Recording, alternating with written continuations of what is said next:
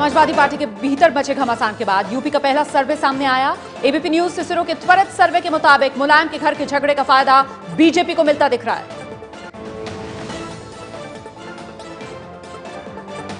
CM के तौर पर अखिलेश 31% लोगों की पसंद, दूसरे नंबर पर मायावती, तीसरे नंबर पर बीजेपी के आदित्यनाथ। यूपी में अखिलेश की विकास रथ यात्रा को मुलायम ने हरी झंडी दिखाई। लखनऊ से हाईटेक रथ पर चुनाव प्रचार के लिए रवाना हुए अखिलेश, हजारों कार्यकर्ता मौजूद रहे।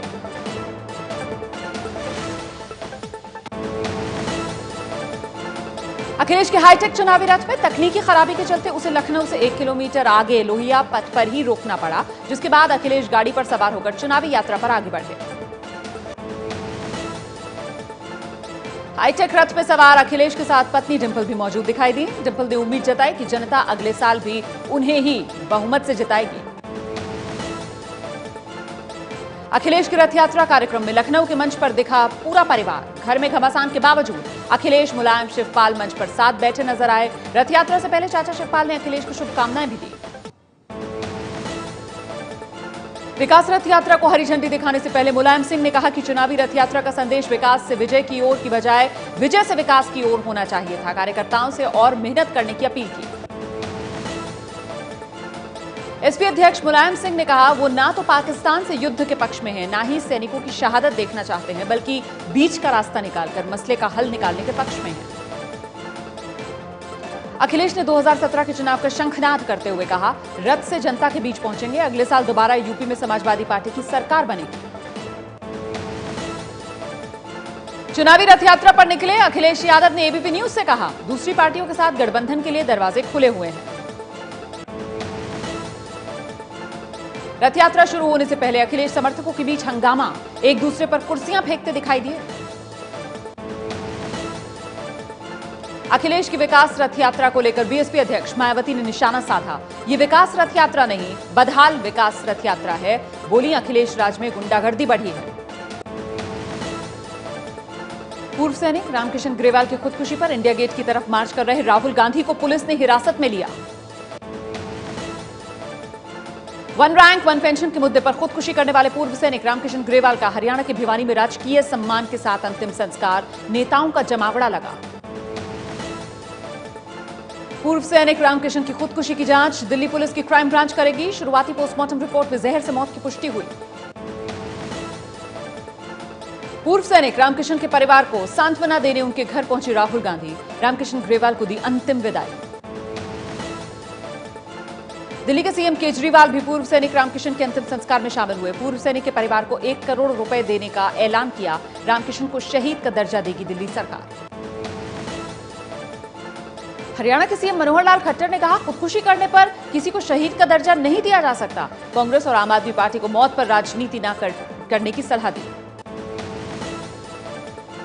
बीजेपी नेता शाहनवाज हुसैन ने कहा, पूर्व सैनिक की खुदकुशी पर कांग्रेस और केजरीवाल सियासत कर रहे हैं। कांग्रेस ने 10 साल तक वन रैंक वन पेंशन पर कुछ नहीं किया। मुख्तार अब्बास नकवी बोले, लोगों को गुमराह कर रही हैं दोनों पार्टियां। कांग्रेस प्रवक्ता रणदीप सुरजेवाला ने कहा, मोदी सरकार ने सेना का अपमान किया है। रामकिशन के परिजनों को गिरफ्तार कर पिटाई करना सरकार की बर्बरता को बताता है। हरियाणा सरकार ने रामकिशन के परिवार के एक सदस्य को नौकरी देने और 10 लाख रुपए की मदद का ऐलान किया है। गांव के स्कूल का नाम भी रामकिशन के नाम पर रखा जाएगा।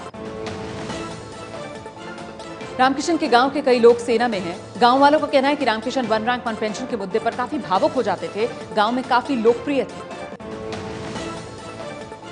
विदेश राज्य मंत्री जनरल वीके सिंह के रामकिशन पर दिए बयान से गांव के पूर्व सैनिक काफी आहत। वीके सिंह ने रामकिशन की मानसिक हालत पर सवाल उठाया था। वीके सिंह ने अपने बयान को लेकर फेसबुक पर सफाई दी। कहा, अगर किसी को बुखार हो तो उसका तापमान नापना चाहिए। क्या उसी तरह किसी की मानसिक बीमारी की जांच की बात कहना गलत क्यों लगता है? पूर्व सैनिक रामकिशन की खुदकुशी पर विदेश राज्य मंत्री वीके सिंह के फिर विवादास्पद बोल। कहा, रामकिशन कांग्रेस के कार्यकर्ता थे। अरविंद केजरीवाल ने वीके सिंह के पूर्व सैनिक पर दिए आपत्तिजनक बयान पर कहा, जो अहंकार कांग्रेस को ले डूबा, वही अहंकार बीजेपी और इस सरकार में दिख रहा है। पूर्व सैनिक रामकिशन की खुदकुशी पर मचे हंगामे पर केंद्रीय गृह राज्य मंत्री किरण रिजिजू ने कहा, सैनिकों की मौत पर राजनीति ठीक नहीं है। वन रैंक वन पेंशन पर रक्षा मंत्री मनोहर पर्रिकर का बयान, 2 महीने में 1 लाख पूर्व सैनिकों की समस्याएं दूर हो जाएंगी। पैरामिलिट्री के पूर्व जवानों का दिल्ली में प्रदर्शन, साल 2004 में बंद की गई पेंशन को फिर देने की मांग, कहा वन रैंक वन पेंशन की तरह उन्हें भी पेंशन दी जाए।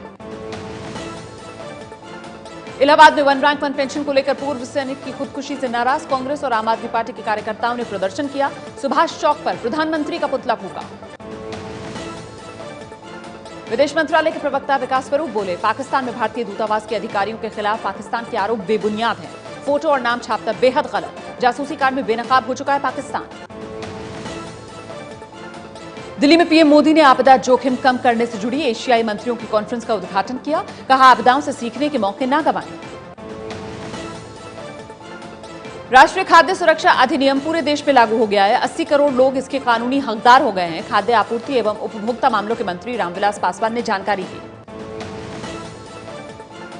देश को एक बाजार बनाने वाली व्यवस्था यानी जीएसटी की दरें तय, 4 दरें तय की गई, 5, 12, 18 और 28% होंगी दरें।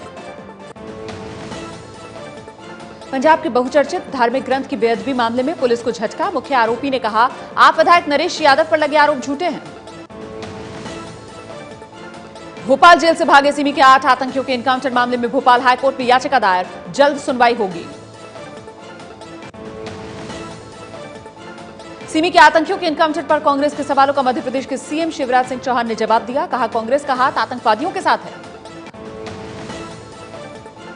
मध्य प्रदेश के गृह मंत्री भूपेंद्र सिंह ने कहा है कि इनकाउंटर में मारे गए सिमी के संदिग्ध आतंकियों के पास से हथियार मिले हैं, कांग्रेस इस मुद्दे पर राजनीति न करे। जम्मू के आरएसपुरा सेक्टर में पाकिस्तान की तरफ से दागे गए उन मोर्टार शेल्स को डिफ्यूज किया गया जो फटे नहीं थे। फायरिंग के दौरान कई जिंदा मोर्टार शेल गांव में गिरे थे। मुंबई के नजदीक पालघर में 28 अक्टूबर को बरामद करीब 20 किलो विस्फोटक जांच में आरडीएक्स निकला। एफएसएल ने महाराष्ट्र एटीएस को रिपोर्ट सौंप दी है।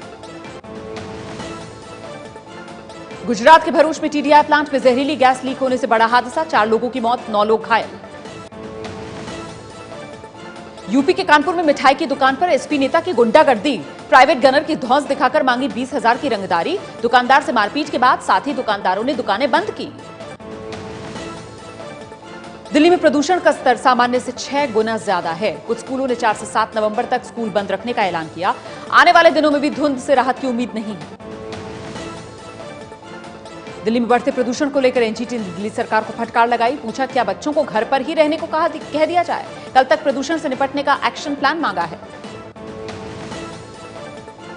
बिहार और पूर्वांचल के सबसे बड़े त्योहार छठ के लिए दिल्ली में भी तैयारी। आईटीओ घाट पर साफ सफाई के साथ पंडाल और लाइटिंग के इंतजाम। आईबॉल ने अपना नया वॉइस कॉलिंग टैबलेट लॉन्च किया है। बाजार में इस टैबलेट की कीमत 17,500 रुपए। आईफोन 6 पर शानदार ऑफर, फ्लिपकार्ट पर 33,990 रुपए में मिल रहा है फोन। अमेरिका में रिपब्लिकन पार्टी के राष्ट्रपति उम्मीदवार ट्रंप ने कहा है कि देश को डेमोक्रेटिक पार्टी के नेतृत्व से मुक्ति चाहिए। ओबामा के बाद अब हिलरी को नहीं झेल सकता है देश। पाकिस्तान में 2 पैसेंजर ट्रेनों की भीषण टक्कर में 19 लोगों की मौत, 50 घायल। कराची के जिन्ना अस्पताल में घायलों का इलाज जारी है। चीन के ग्वांगडोंग प्रांत में रंगारंग एयर शो का आयोजन। हर मौसम में उड़ने वाले J-10 लड़ाकू विमान के पायलट्स ने दिखाए हैरतअंगेज करतब।